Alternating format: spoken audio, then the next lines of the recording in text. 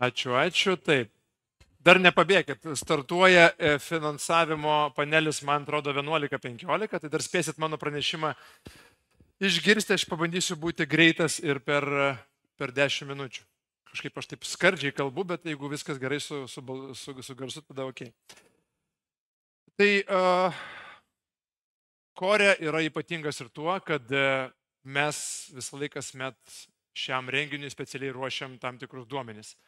O duomenų šaltinis esate jūs. Tai pirmiausia, ačiū labai visiems, kurie sudalyvavote mūsų NT plėtotojų lūkesčių apklausoje šių metų sausio 16-30 dienomis. 2 savaitės jinai intensyviai vyko. Atsiprašau už tos, kurios teko spausti greičiau ir atsiųskite duomenis, bet žinau, kad tų apklausų metų pradžioje būna ne viena, bet iš to mes formuojame mūsų duomenis, mūsų darbotvarkę, teikiame jam ir sprendimų priėmėjams ir rodom, kuogi ta rinka gyvena. Tai judėkime į priekį. Tyrime kasmet, jau rengiamame nuo 17 metų, taigi čia 8 metai, apklausime plėtotojus visoje Lietuvoje, nepriklausomai nuo jų dydžio, nors koncentruojamės į tai, kad didžiausių plėtotojų svoris ir balsas tyrime turi didžiausią balsą, bet visi turi teisę pasisakyti, tiek plėtojantis komercinį, tiek gyvenamąjį, tiek pramoninį sandėliavimo nekilnojamąjį turtą. Visi yra kviečiami savo žiniomis pasidalinti, atsakant į mūsų teikiamus klausimus. Taip, metodika, aš čia labai neįsiplėsiu, visi, kurie dalyvavote apklausoje, gausite išsamų tyrimą. Tie, kurie tiesiog sekat naujienas, tai bus mūsų tinklapyje ir pagrindiniuose portaluose. Gerai, tai turbūt esminis klausimas yra, koks tas šiemet skaičius. Žinom, kad visą laiką balansas yra 50, nuo 0 iki 100 yra ta skalė vertinimo lūkesčių indekso. Jeigu žemiau negu 50 einam į stagnaciją, jeigu aukščiau negu 50 yra augimas. Koks tas stiprus augimas numatomas šiemet pagal tyrimo metodiką išskaičiuojama, mes ir pamatysim. Tai aš labai čia netempsiu gumos. 25 metų skaičius yra matomas jau 3 kartą vykdant tyrimą, tai yra ta skaitinė išraiška pozityvumo nekilnojamo turto rinkos, jeigu taip vieną temperatūrą galėtum nuskanuoti, gal ne pagal Celsijų, pagal Fahrenheitą labiau, apie žmonėms suprantamą temperatūrą kalbant, bet tai yra 72. 72 įvertis, sumavus tiek įvairios paskirties turtą plėtojančių investuotojų nuotaikas, tas skaičius yra 72. Kaip matom, tai laipteliai nuo 23 metų yra augantis, grįžtam į 19, 20, 20-21 metų tą bazę. Tai tas optimizmas, apie kurį mes ryte ir kalbėjom, kurį Nerijus išsakė, ir tą lūkestį pozityvumui, kurį girdėjom iš politikų užduodama, tai jisai matyti jūsų taip pat planuose, galvose, taip pat jisai yra atsispindintis. Klausim, ar išsipildė praeitų metų lūkesčiai ir ar jie buvo viršyti, tai labai panašu į praeitų metų, čia lazerį nesimato, atsiprašau ant šito, tai labai panašus skaičiai į praeitus metus, kad viršijo, atsakė tik tai turbūt kas 10, kas 9 respondentas, didžioji dalis savo, kad lūkesčiai pasiteisino taip, kaip ir prognozavome. Reiškia, planuojate gana gerai, kaip ir čia buvo sakyta ryte, prognozės bendro vidaus produkto augimui, kitiem makroekonominiam rodikliam taip pat daugiau mažiau yra pasiteisinę. Reiškia, ir prognozavimas mūsų sektoriuje neįvykus didžiulių turbulencijų, gal vienintelis toks nežinomumas buvo, kas Amerikos rinkimus laimės, kas laimės Lietuvos jau kaip ir buvo žinoma, tik koalicijos klausimas buvo, kas laimės Amerikos gal buvo 50-50, laimėjo Trumpas, bet irgi nieko blogo dėl to turbūt dar neįvyko, nes kaip ir buvo sakyta, dar tik planuose. Komponentai turbūt svarbi dalis yra, klausime, kaip jūsų nuomonė pasikeis jūsų įmonės darbų apimtis, pajėgumas, ar darbuotojų daugiau planuojate samdyti, ar daugiau užsakymų planuojate ir kaip keisis neparduoto nekilnojamo turto lygis gyvenamajame sektoriuje. Tai matom, kad darbų apimčių augimas numatomas 25 metų skaičius yra tamsiausias visose plėtros segmentuose ir neparduoto NT lygis planuojama, kad mažės. Tai tas atspindi ir planuojami duomenys, kad tas sandėlis turėtų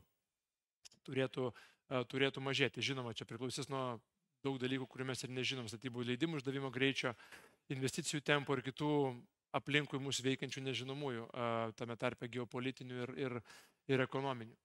Bet, kaip matom, visur augimas yra numatomas. Darbų užsakymai turbūt tokį didesnį šuolį demonstravo, tai čia matom ir iš tyrimė dalyvavusių bendrovių, kad valstybinio sektoriaus užsakymai grįžtantis PPP į Public-Private Partnership projektai, grįžtantis į infrastruktūrą skirtą mūsų gynybai, sakykime, dabar naujų projektų skaidimas etapais, suteikiantis didesnį prieinamumą, didesnį konkurenciją, galimybę mažesniems žaidėjams ateiti dalyvauti konkursuose, taip pat skatina tą pozityvumą. Konkursuose gali dalyvauti ne 2-3 žaidėjai didieji, kurie turi patirtį, bet jų gali dalyvauti 10-12. Tai matyti irgi yra tas optimizmas, kuris čia atsispindi. Finansiniai komponentai, kokie lūkesčiai, klausime, ar kis šiemet, ar numatote, kad kis darbuotojų darbo užmokestis, neišvengiamai tas augimas yra numatomas, ar didės skolinimosi poreikis, be abejo, augant pajėgumams, pingant pinigams, atsirandant alternatyvams, apie ką mes nemažai kalbėsime šiandien 5-3 salėje, įmonių skolinimosi poreikis taip pat augs. Nustebino didelis turbūt šuolis žaliavų kainų lūkestyje, nežinau su kuo tai susiję, bet toks senokai nematytas šuolis. Tos aukštus rodiklius mes turėjom 22-21 metais, dabar vėl sugrįžta lūkestis, kad žaliavos gali brangti. Tai galbūt apie tai bus galima ir panelėje padiskutuoti, vienas iš pirmųjų klausimų galėtų būti. Ir darbų paklausa vidaus rinkoje, kaip ir kalbėjau, tie valstybiniai užsakymai ir atsigaunanti būsto rinka turbūt yra pirminiai pagrindiniai driveriai tos paklausos. Kas skatina augimą? Augimą skatina pingantis skolinimasis. Įtraukiam šitą naują vertinimo kriterijų nuo praeitų metų, bet matom, kokią svarbą jisai užima bendrame fone. Atsigaunantis ir augantis gyventojų lūkesčiai, taip pat ir verslo lūkesčiai, pagrindinės dedamosios, kurios lemia optimizmą. Kliūtis čia nieko turbūt naujo, tai turbūt labai tikėtina ir laukta. Dabar labai lengva mesti į biurokratijos pusę, kaip sakant, tą pagalį ar akmenį ir sakyti, štai ten yra pagrindinės kliūtis. Sakau, tas naujasis turbūt biurokratijos saulėlydis, labai tikiuosi, kad prasidėjo nuo 24 metų lapkričio 15 dienos. Žinot, kas tada buvo? Tada buvo Arvydo Paukščio paustas LinkedIne, kad jo projektas yra užbrauktas raudonu brūkšniu. Ir tikrai tas stimulas, tas įgalėjimas vyriausybės, liktais ir iki tol kažkas negalima buvo padaryti, bet jisai įgavo visai kitus, kaip sakau, sparnus. Tai ant tų paukščio sparnų, manau, kad ir mūsų ant sektorius galėtų skristi, mažinant biurokratiją. Be abejo, neapibrėžtumas dėl karo Ukrainoje jis jau yra mažesnis negu praeitais metais, sakykime, dedamoji. Nežinau, ar tai susiję tiek su politinė konjunktūra Amerikos rinkimuose, ar su tais pažadais tęsti Europos paramą ir, aišku, Europos gynybos stiprinimas. Turbūt ta gynybos dedamoji, kad mes ginsimės patys, Europa ginsis pati, Lietuva ginsis pati, tam skirs iki 6% BVP. 30 metų, matyti, yra svarbus veiksnys.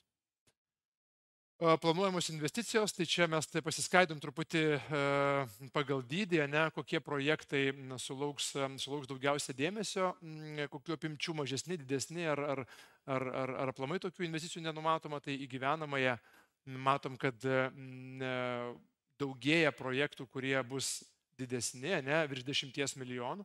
Tai matyti yra susiję ir su pačio turto kaina, kuris yra sukūriamas, tai įskaičiuojant ir infrastruktūrą, ir sklypus, kurie nuolat brangsta, ir pačias apimtis. Ateinama į tą statybą kvartalais didesniais etapais negu į pavienius mažus kompleksus. Komercinės paskirties objektuose dar truputį paskui plačiau pašnekėsim, bet čia optimizmo tokio nėra bendrai labai daug, bet išsiskirstimas matom beveik po lygiai, išsibarsto po 24-27% per visus 3 klausimus. Tiek maži, tiek vidutiniai, tiek stambesni komerciniai projektai numatomi yra. Dėja, ketvirtadalis, pernai truputį daugiau, tokių investicijų nenumato. tų, kurie įprastai tokius projektus plėtoja. Geografija, ne? Visai kalbam apie geografiją pasiskirstimo, tai jinai turbūt nėra kažko labai ypatinga. Vilnius susirbė beveik 90%, kaip ir pernai, kaip ir užpernai ir anksčiau visų investicijų.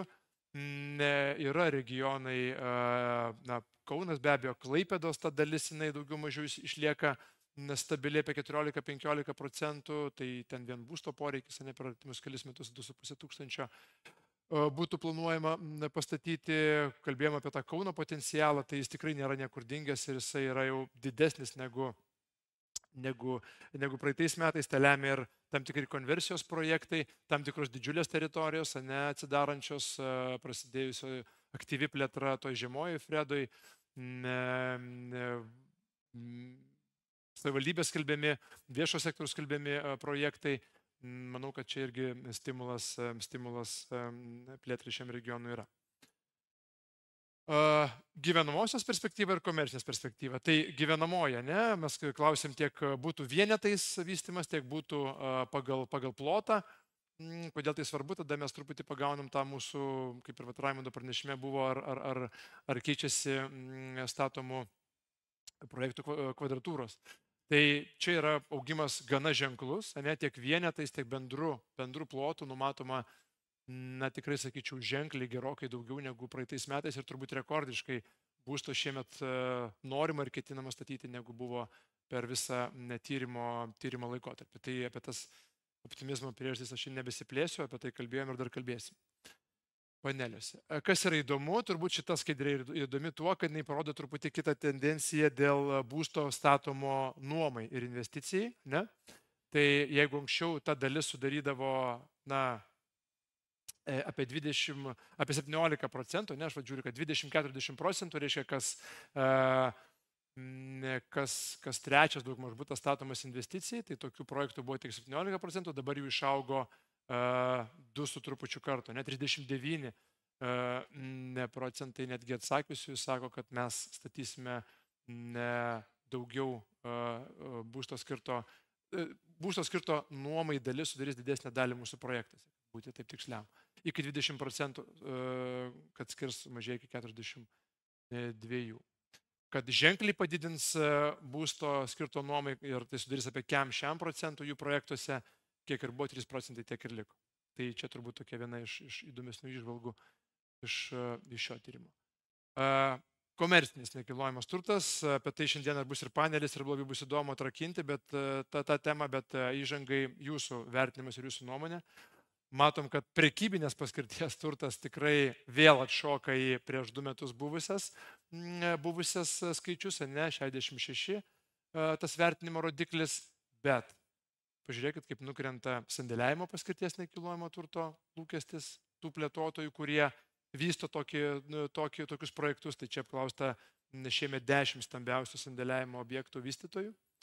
Panašiai būdavo ir pernai. Ir biurų paskirtis.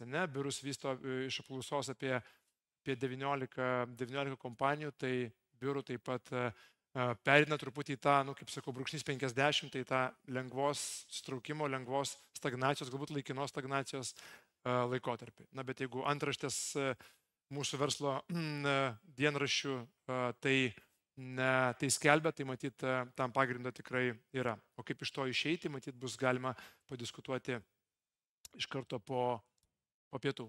Tai dėkui už dėmesį, toksai greitas snapshotas, koks ir buvo mano tikslas, tam tikrų minčių, tam tikrų skaičių jums pasėti ir sudaryti žaliavos diskusijom. Tai ačiū dar kartą visiems, kurie dalyvavot.